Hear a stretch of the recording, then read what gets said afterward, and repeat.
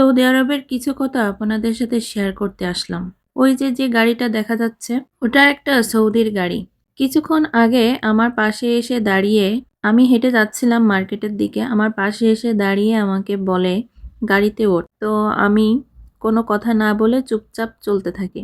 তো আমি যেহেতু অপোজিটে ছিলাম, ও গাড়িটা নিয়ে সামনে দিয়ে যাচ্ছিল, এজন্য বেশিক্ষণও দাঁড়াতে পারি নাই। আমি হাঁটতেই আছি।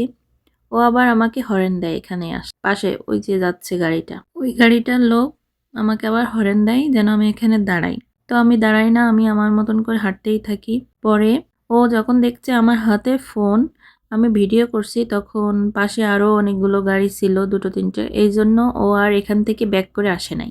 ঠিক আছে, ও আমাকে একা পাওয়ার জন্য, মানে আমি যেন একা থাকি, রাস্তায় কোনো গাড়ি মাড়ি না থাকে, এরকম সুযোগ পাওয়ার জন্য ও সামনে ইশারায় চলে যায়। ইশারার থেকে আবার ব্যাক করে আসে।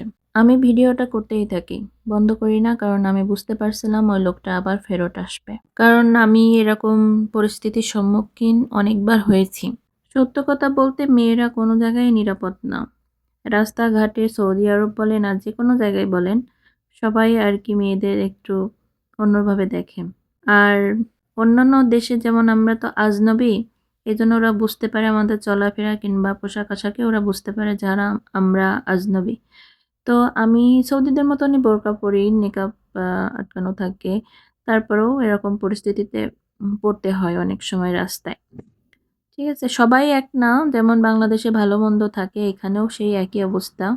তো এই যে সেই গাড়িটা এসে আসছে আমার পাশে, এসে ব্রেক করলো। তো আবার আমাকে কিছু বলে গাড়ি পিছিয়ে পিছনের দিকে নিয়ে আসে।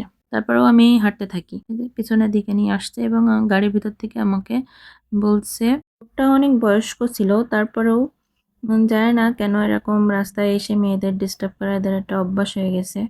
তো আমি বললাম যে, "কি সমস্যা তোর? তুই এখানে এসে দাঁড়ালি কেন? আমি কি তোকে দাঁড়াইতে বলেছি?" তারপরে বললাম, "তুই এখান থেকে যা।"